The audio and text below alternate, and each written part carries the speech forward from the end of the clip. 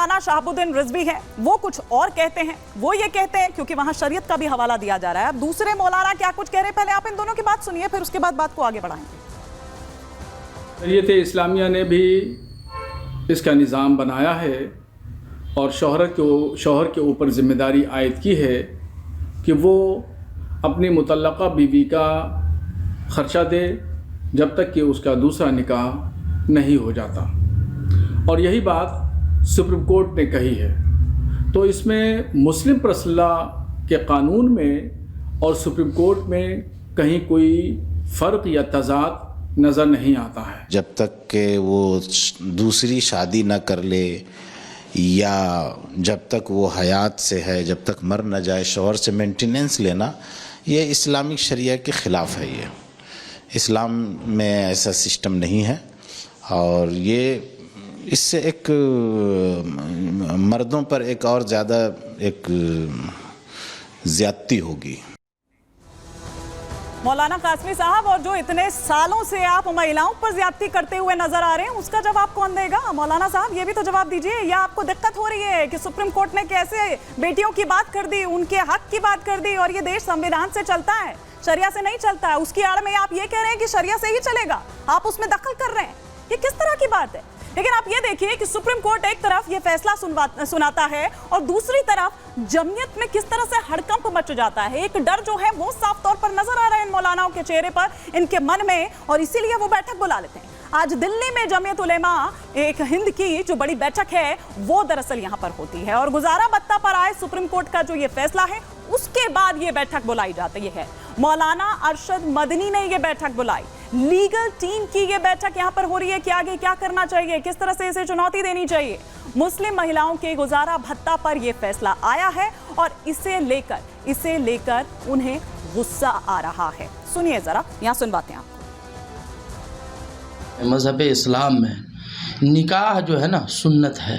मियाँ बीवी का एक ऐसा रिश्ता है जो निकाह तक महदूद होता है, मियाँ बीवी का रिश्ता।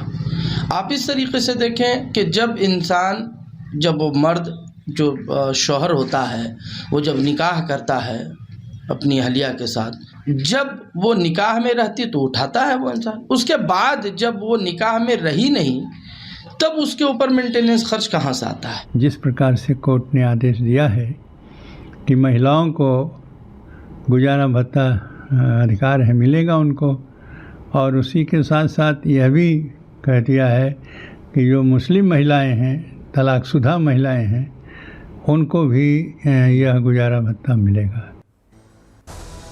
तो सत्येंद्र दास क्या कह रहे हैं वो भी आपने सुना, मौलाना साहब आप क्या कह रहे हैं वो भी आपने सुना। लेकिन जरा एक बार राघवेंद्र का मैं रुख करती हूँ। राघवेंद्र, हमने सुना कि सत्यविजय के साथ जो भी महिलाएं उस वक्त वहां पर थी, उन्होंने सभी ने इस फैसले का स्वागत किया और उन्होंने कहा कि इसका व्यापक असर होगा, बाकी चीजों पर भी असर पड़ेगा। क्या आपके साथ वहां पर कुछ महिलाएं हैं? अगर हैं तो उनसे भी पूछिए कि वो किस तरह से देख रही हैं इस फैसले को, क्योंकि मौलानाओं को तो आपत्ति हो रही है, दिक्कत हो रही है इस फैसले से।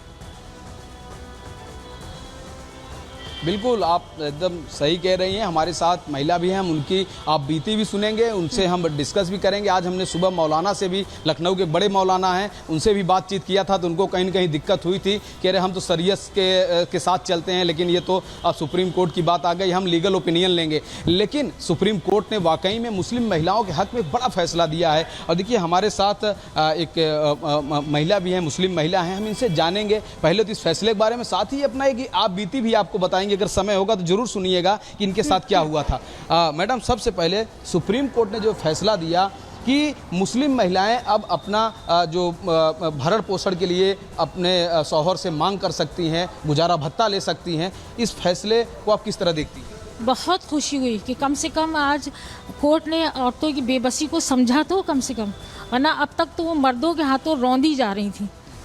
लेकिन आज बहुत खुशी हुई मुझे ये सुन के और पढ़ के कि सुप्रीम कोर्ट ने बहुत बड़ा कदम उठाया है मुस्लिम महिलाओं के लिए, वरना शरीयत के नाम पे अब तक उनका शोषण ही हो रहा था। मैडम, एक बात और आपसे जानना चाहिए, कुछ आपकी आप बीती थी, आप कुछ कहना चाहती थी, क्योंकि मैं आपके पसीना देख रहा हूँ, जो आप ये समय निकाली हैं, कुछ आपके अंदर दर्द है, वो आप हमारे दर्शकों को बताएं। सर, मेरी शादी सन 2020 में एक रिटायर्ड IAS ऑफिसर से हुई थी, जो सन 2009 में रिटायर्ड हो चुके हैं। लेकिन मैं मुख्तसरन बताती हूँ कि उनके घर में एक संदिग्ध आदमी आता था। 4-5 बार मैंने जब देखा, तो जब वो आखिरी बार 15 मार्च को आया तो मैंने उसका एहतिजाज किया, मैंने उसका विरोध किया और अपने पति से कहा कि ये आदमी मुझे पसंद नहीं है। अपने बेटे और बहू और बेटे दामाद से कह दीजिए अगर इनको मिलना है तो ये वहीं मिले, जाके यहाँ ना मिले, अपने घर में बुलाएं। मैं बांडीपुर में रहती थी, लेकिन हाँ, उसलिए उन्होंने मुझे बहुत टॉर्चर किया। मुझे एक जानवर के साथ वो सलूक नहीं होता जो मेरे साथ किया गया है। और उस जी मैं वहाँ शादी हुई थी मेरी वहाँ सन 2020 में। उसके बाद जो है उन्हीं ने मुझे वापस भेज दिया और मेरे आने के बाद मुझे खुला का पेपर मिला। खुला में जब खुला दी जाती है तो सबसे पहले लड़की के मैके वाले, कुछ उलमा, मौलवी बैठते हैं, लेकिन वहाँ कोई नहीं था। उन्होंने अपने एक नौकर से साइन करवाई, अपने एक दोस्त से साइन करवाई और मुझे टॉर्चर करके मुझसे साइन करवाई और उसके बाद पेपर हमें नहीं दिए।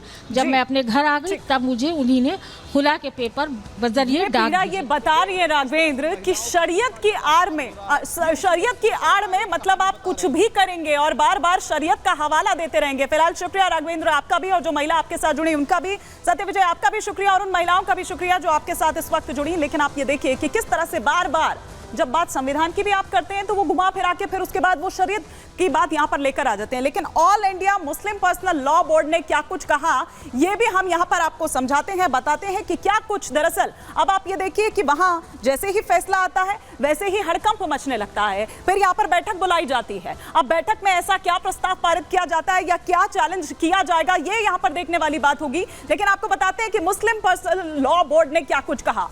All India Muslim personal law का कहना है गुजारा भत्ता पर जो बयान सामने आया है कि सुप्रीम कोर्ट का फैसला शरिया कानून में दखल है। तो मतलब आप ये देखिए कि सुप्रीम कोर्ट का फैसला जो दिया गया है वो कह रहे हैं कि वो शरिया कानून में दखल है, मतलब उसमें किसी तरह की कोई दखल अंदाजी नहीं। देश तो संविधान से चलता है ना, या शरिया से चलता है, ये भी तो समझना होगा। सुप्रीम कोर्ट का फैसला शाबानो केस की पुनरावृत्ति है, ये कहा गया all India Muslim personal law board द्वारा। सुप्रीम कोर्ट के फैसले पर रिव्यू पिटीशन दाखिल करेंगे, ये कहा गया है। और इस बैठक पे और क्या कुछ निकल कर आता है वो भी हमें इंतजार करना होगा। लेकिन इधर शरिया कानून का पालन करना संवैधानिक अधिकार है, ये कहते हुए नजर आए कि शरिया कानून जो है उसे पालन करना हमारा संवैधानिक अधिकार है, ये कहते हुए नजर आए all India Muslim personal law board. अब उन्हीं के सदस्य हैं एचडी सुलेमान, वो क्या कुछ कह रहे हैं जरा ये भी सुनिए।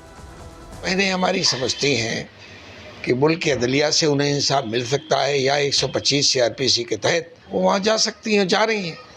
लेकिन उसमें एक मसला ये है कि अलग होने के बाद भी वो रिश्ता ख़त्म नहीं होता और दूसरी शादी महिला नहीं कर सकती, क्योंकि साबका शौहर से एक भरण पोषण यानी मेंटेनेंस लेने के कारण वो कनेक्टिविटी, वो ताल्लुक़ बना रहता है।